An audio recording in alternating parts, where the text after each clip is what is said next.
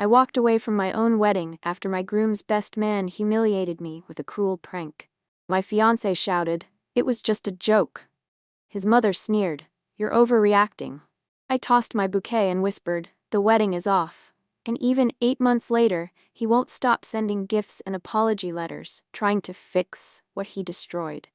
I stood frozen at the altar, my white dress suddenly feeling like a straitjacket as laughter rippled through the church.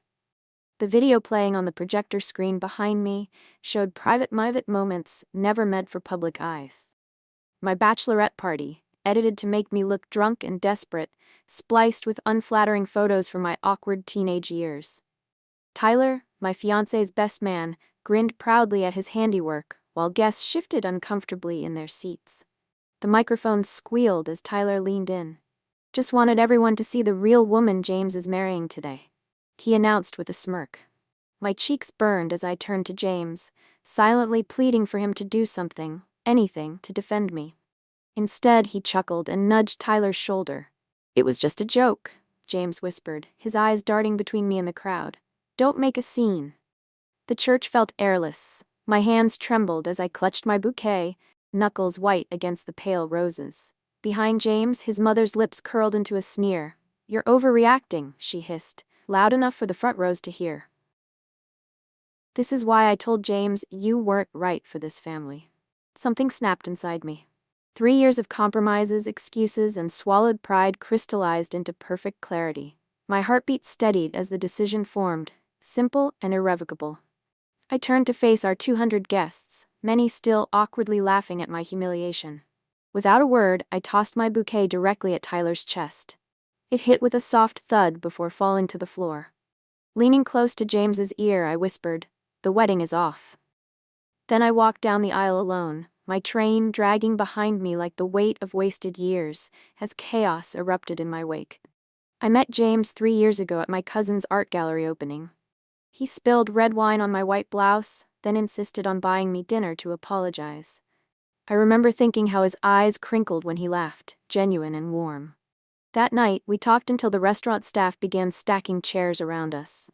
"I've never met anyone who gets me like you do," he'd said, walking me to my car. I believed him.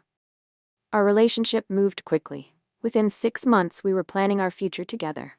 James was charming, ambitious, and seemed to value the same things I did: family, honesty, mutual respect.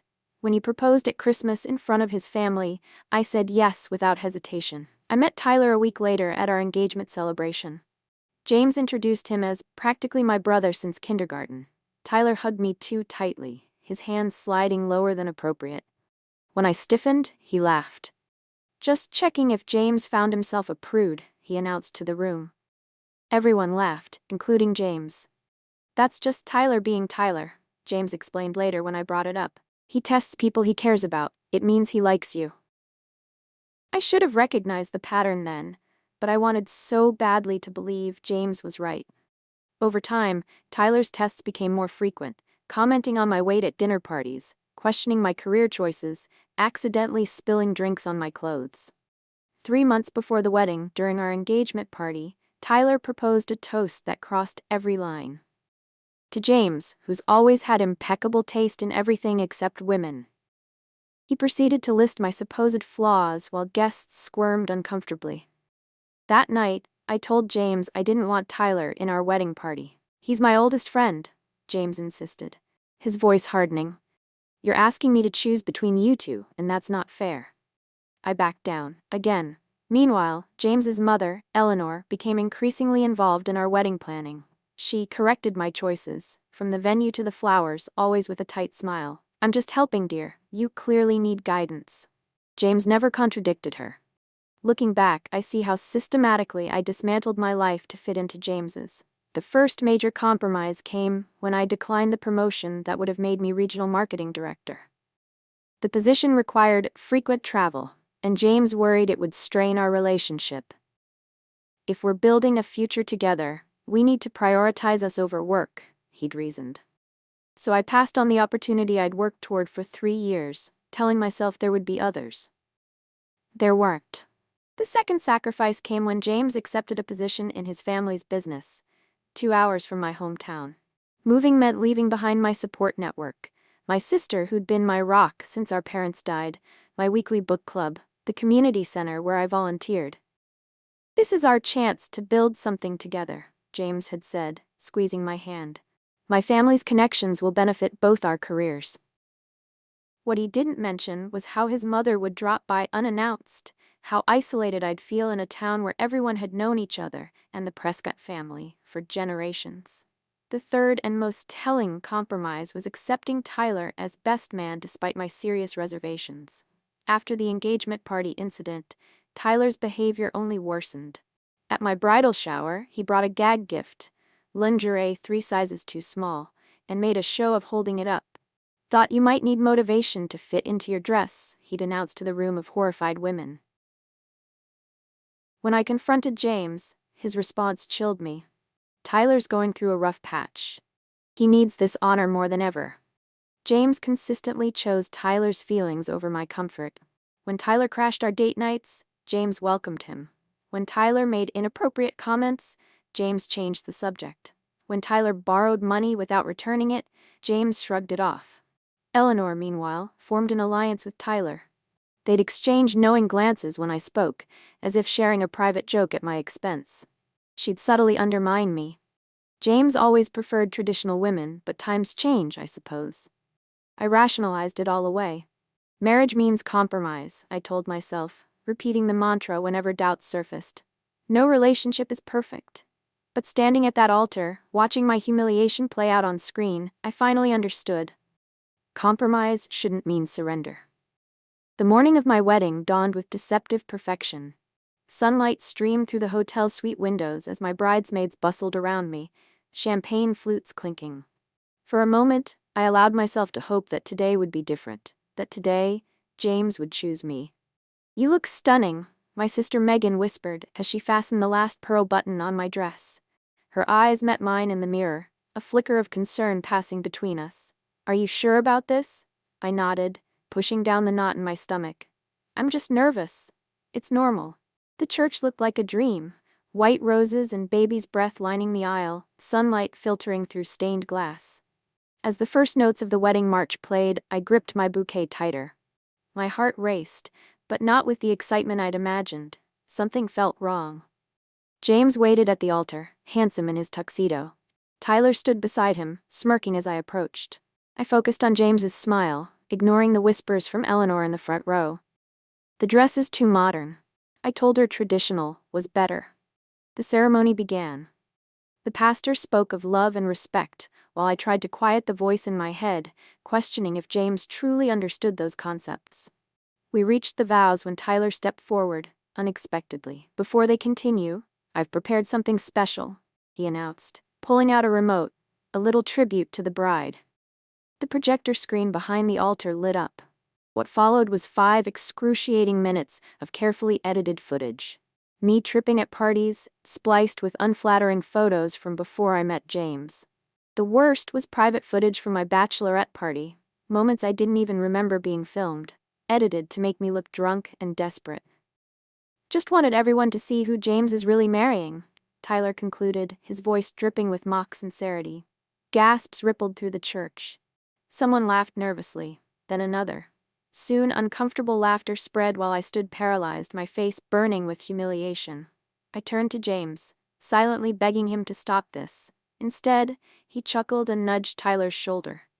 "It was just a joke," he whispered, his eyes darting between me and our guests. "Don't make a scene." The church suddenly felt airless. My hands trembled as I clutched my bouquet, knuckles white against the pale roses. Eleanor leaned forward from her front row seat. "You're overreacting," she hissed, loud enough for nearby guests to hear. "This is why I told James you weren't right for this family." In that moment, something shifted inside me. The fog of denial lifted, revealing the truth I'd been avoiding for 3 years. This wasn't love. This was control, humiliation, and disrespect, and I'd been accepting it as normal. I walked out of the church alone, my wedding dress catching on the stone steps. The heavy oak doors slammed behind me, muffling the chaos erupting inside. Mascara-stained tears carved paths down my cheeks as I gulped the fresh air, each breath steadier than the last. My heels clicked against the pavement as I walked without destination, the absurdity of my situation hitting me in waves. 3 years of my life, thousands of dollars, 200 guests, all abandoned in an instant of clarity. The church bells chimed noon as Megan caught up to me, her bridesmaid dress hiked up as she ran, determination etched across her face. "Wait," she called, keys jingling in her outstretched hand. "My car's this way." In the sanctuary of her sedan, memories resurfaced with painful clarity. The Christmas dinner where Tyler accidentally spilled gravy on my new dress after I'd disagreed with him about politics. James had laughed, handing me a napkin instead of standing up for me.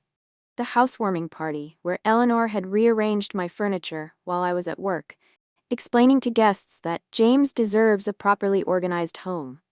When I'd objected, James had pulled me aside. "She's just trying to help. Why are you always so sensitive?" The night before our engagement party, when I found messages on James's phone, Tyler and him laughing about my annoying habits and how marriage would tame me. When confronted, James had twisted it around. "You shouldn't have been looking at my phone. Don't you trust me?" Each memory clicked into place like puzzle pieces forming a picture I'd refused to see. My throat tightened as I whispered, "He never respected me, none of them did."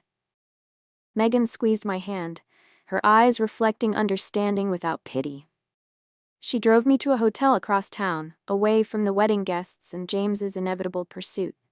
In the lobby, the receptionist's eyes widened at my tear-streaked face and wedding dress, but asked no questions.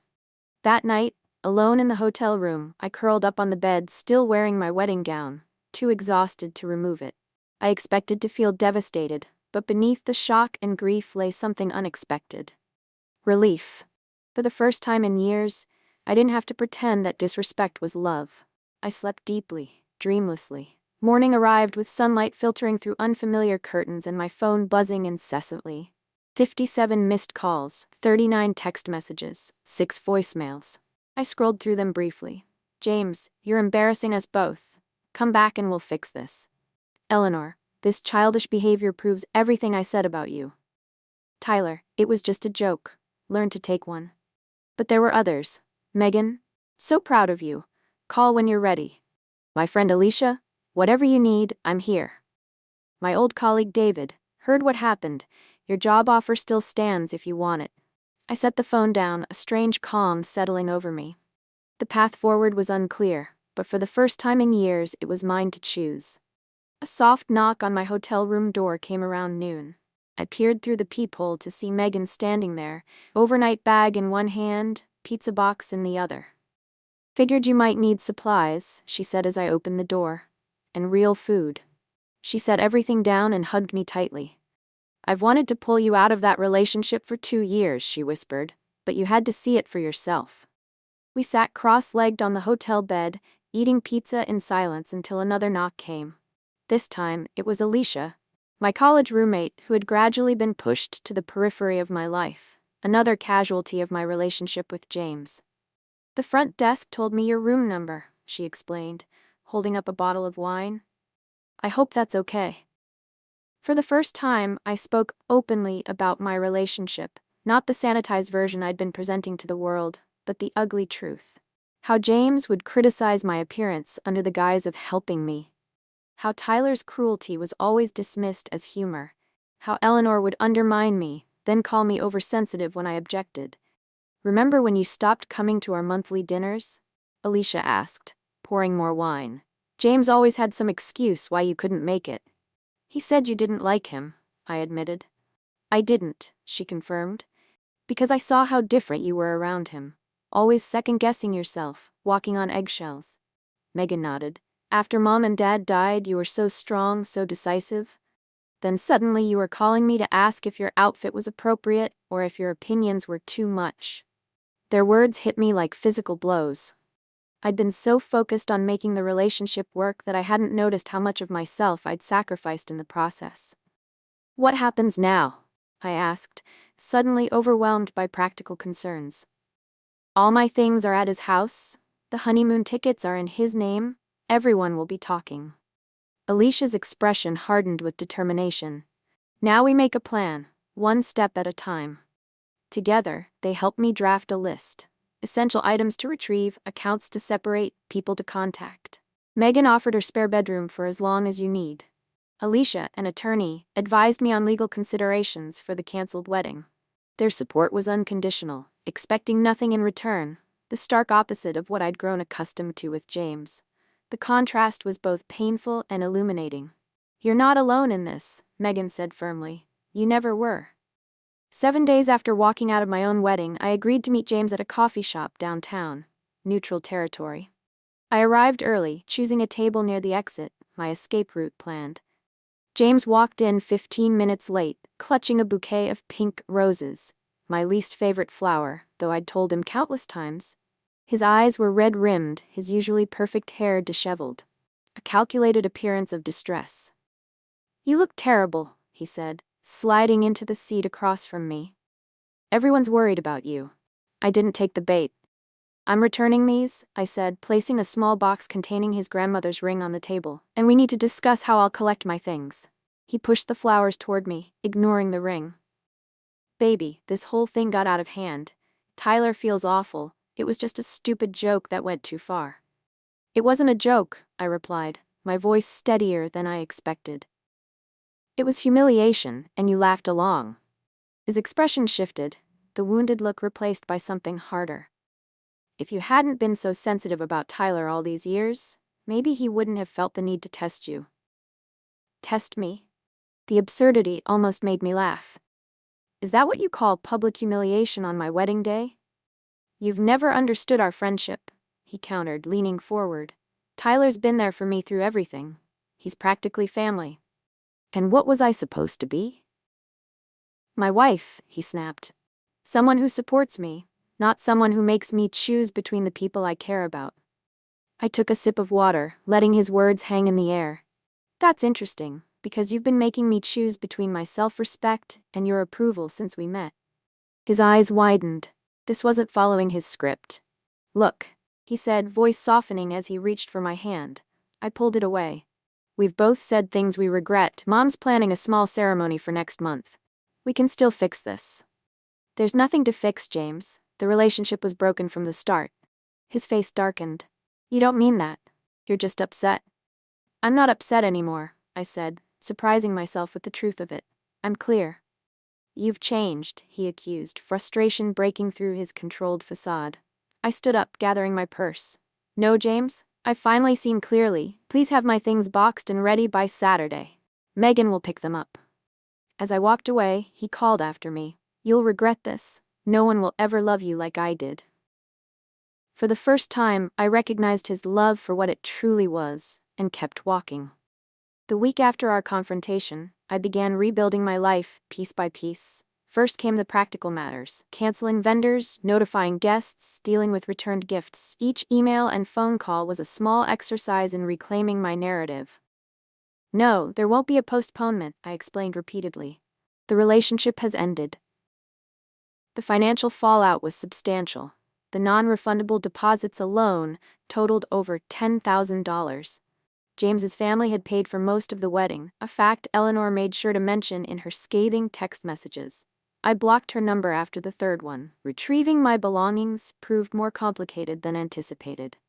When Megan arrived at James's house, she found my clothes dumped in garbage bags, my books accidentally water-damaged, and my grandmother's jewelry missing.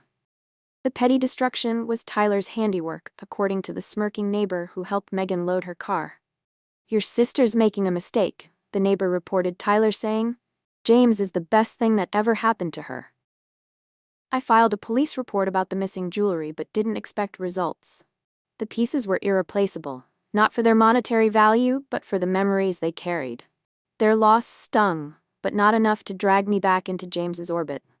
Meanwhile, mutual friends began taking sides. Some sent supportive messages. Others delivered thinly veiled lectures about working through rough patches. The most persistent ones received the same response. "This isn't a rough patch, it's a pattern of disrespect that I should have recognized sooner." After 2 weeks of couch surfing at Megan's, I found a small studio apartment across town. The rent stretched my budget, but the space was mine alone. No one to criticize my decorating choices or rearrange my belongings when I wasn't looking. I hung art that James had deemed too abstract. I bought the bright yellow bedspread Eleanor had called tacky. I placed my books, the salvageable ones, on shelves arranged by color rather than alphabetically, a system James had always mocked. Each small decision felt like reclaiming a piece of myself. The first real victory came 3 weeks after the wedding that wasn't. I realized I had gone an entire day without crying. The second came when I accepted the job offer I'd previously declined, the one that required travel, the one James had convinced me would ruin our relationship. "Welcome back," my new boss said, shaking my hand. "We've been holding this position for someone with your talents." That night, I slept soundly in my yellow blanketed bed, without checking my phone once. 3 months after my non-wedding day, my studio apartment had transformed from an emergency landing pad into a genuine home. Potted plants lined the windowsills.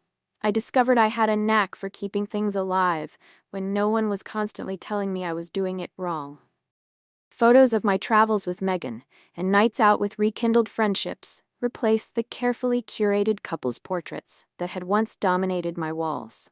My new job had me traveling to regional offices twice monthly, exactly the opportunity I'd nearly sacrificed for James. Each successful presentation and problem solved rebuilt the professional confidence that had eroded during our relationship. "The Chicago team specifically requested you for their rebranding workshop," my boss mentioned during our weekly check-in. "Your reputation is growing." I was reviewing the Chicago proposal when the delivery arrived, a large box with no return address. Inside, an expensive watch with a handwritten note. "Time heals all wounds. I'm still waiting. J." My fingers froze over the watch. My pulse quickened as I recognized it. Identical to one I'd admired in a jewelry store window during a trip we'd taken last year. A detail I was surprised he'd remembered.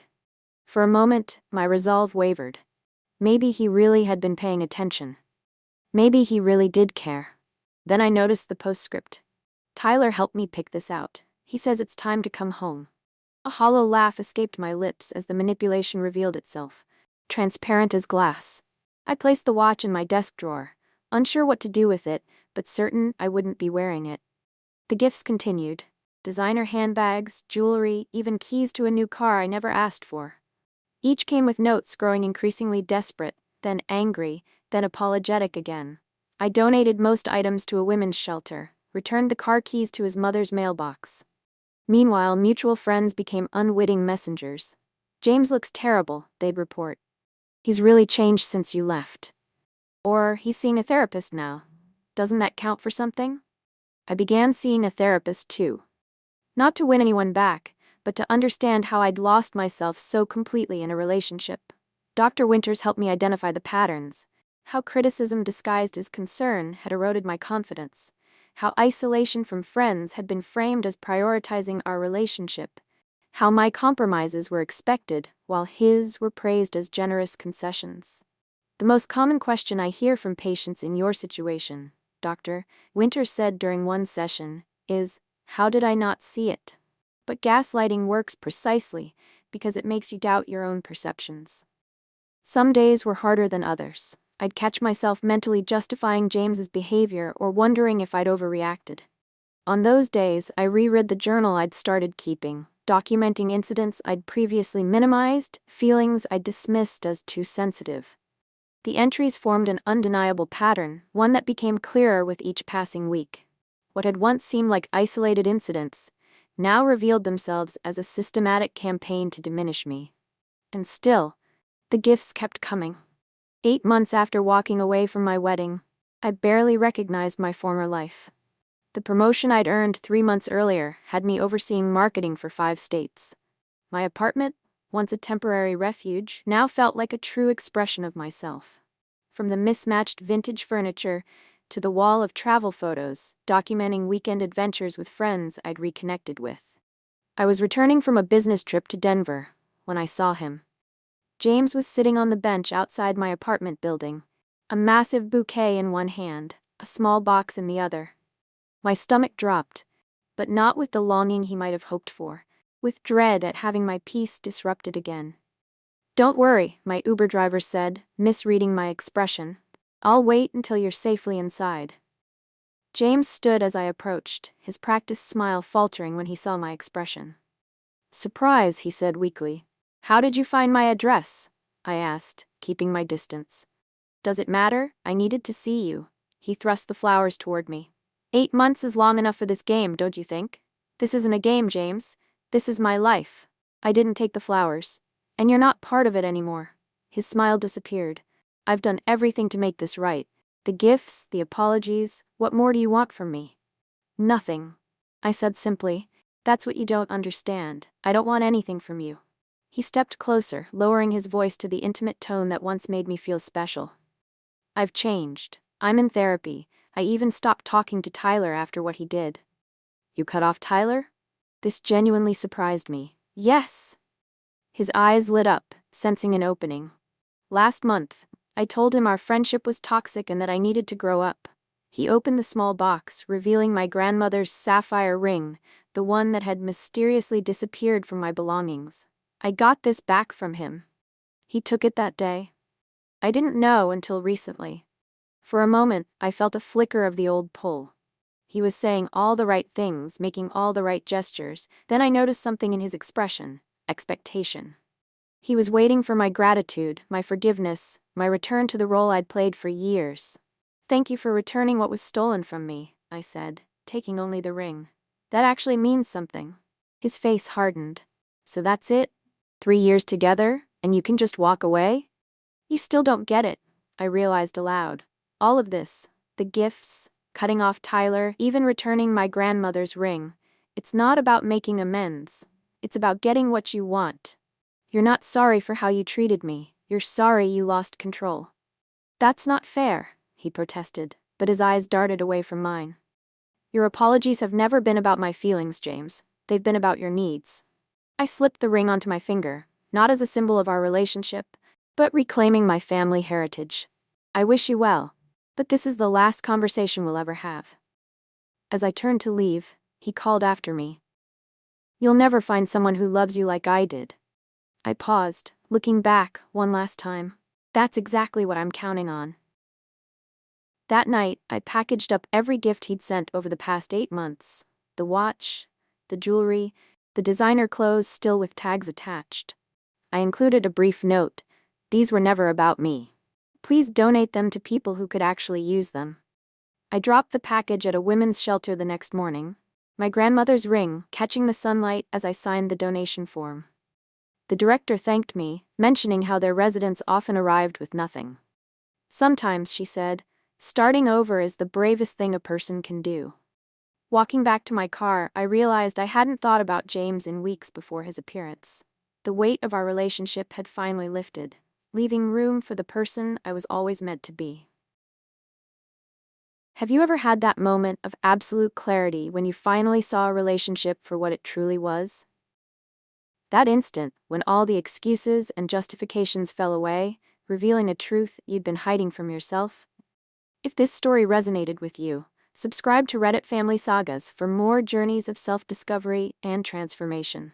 Sometimes the most powerful decision isn't about who we let into our lives, but who we find the courage to walk away from.